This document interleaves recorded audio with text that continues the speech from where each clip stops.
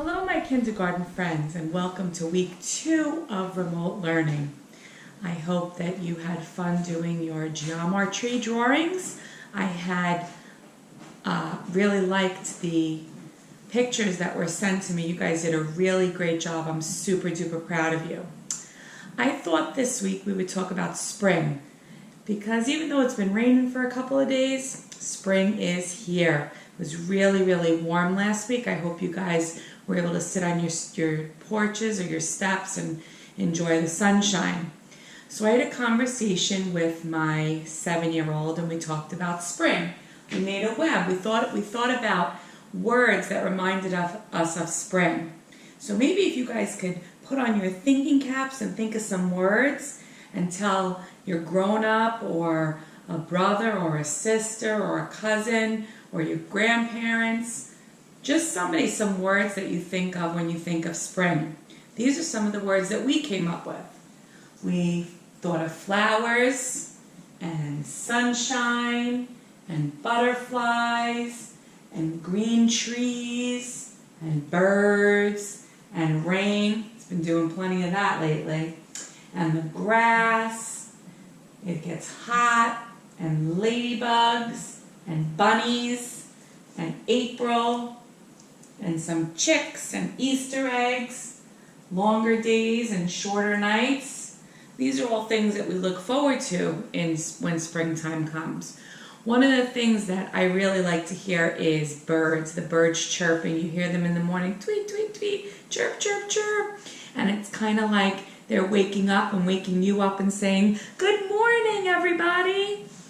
And the birds don't live in a house like we do.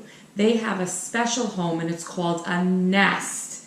Just like we talked about a polar bear's home is a den, and we talked about some other kinds of animals in their home, I want to talk to you today about a nest, a bird's nest. And you know, just like our houses, a nest is not quiet. A nest is noisy. And that is the title of this book, A Nest is Noisy. And here's a nest of a hummingbird. They have really, really long beaks to get the nectar from the flowers. They like to drink it.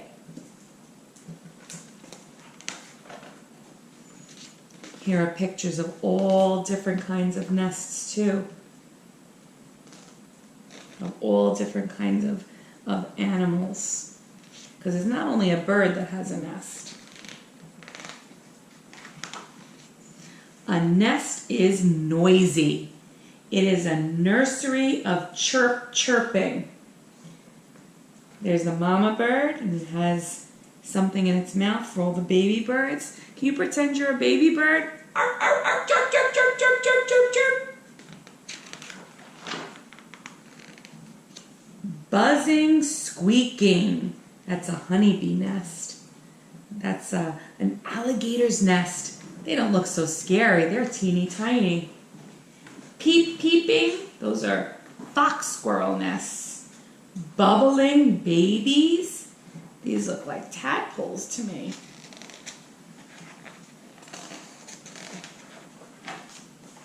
A nest is welcoming. What does welcoming mean? Think about that. When you're feeling welcome in a place, it means that they're happy to see you. Just like in your own homes and at PS 81, we are all very happy to see you when you guys come into school. A nest is enormous. Enormous is a fancy word for really, really big. This bird makes a nest that's almost 16 feet high. That's like 3 grown-ups if they were standing on top of one another. Or teeny tiny. A bee hummingbird's nest is about 1 inch. That's about the length of a grape. Grape that you pop in your mouth. Huh, imagine that.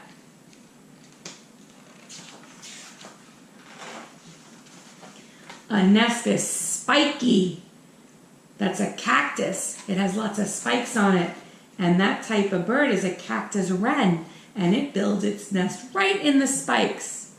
I'm guessing that's to protect the babies. Nobody wants to get poked.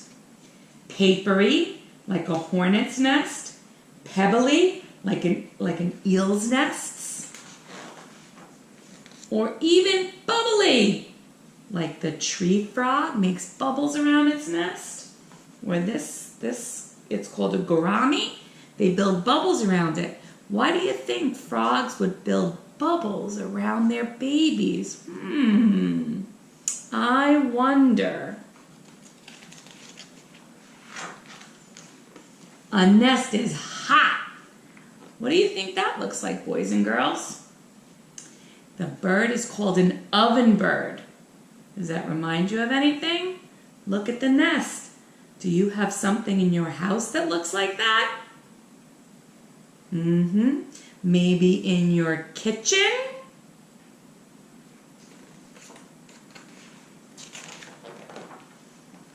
A nest is hidden. You see the sea turtle? It hides its babies to protect it from animals that want to eat them. A nest is neighborly. Sometimes animals build nests all together so they could watch out for each other. Kind of like your neighbors where you live. Everybody kind of watches out for one another.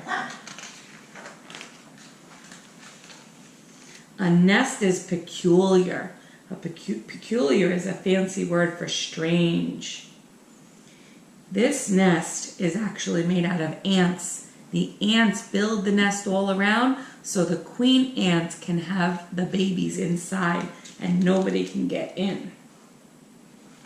A nest is muddy. These are flamingos.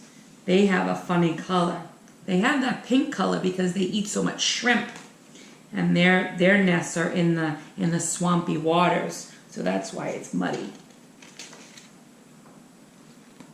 A nest is adopted. Sometimes animals go and use nests that were made by other animals for their own. A nest is noisy, buzzing, swishing, rustling, flapping, and humming with babies, but only until they are ready to fly, swim, or crawl away. Then a nest is quiet. Some more animals. Now, I'm going to ask you to do something. I'm going to take out my bag. You guys should be familiar with this bag. I bring this bag with me every time I come to visit you in your classrooms. And I have things in this bag. The first is a challenge. This is my challenge. I have some baby birds. The baby birds. Look at the poor little baby birds. I have baby birds. And they're so sad. It's so sad because they lost their nest. And I want you to build a nest. And now you know that we always have some strange things that we're going to build a nest with. So I'm going to show you the things that I want you to build your nest with. A paper plate. Now these are choices. You have a paper plate, some straws, popsicle sticks,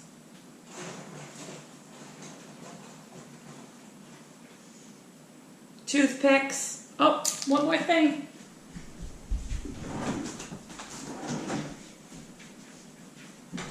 Tape. It could be any kind of tape. This is the tape that I have. This is the kind of tape that we've used before. It's the kind that you peel and rip, or you could use some Scotch tape.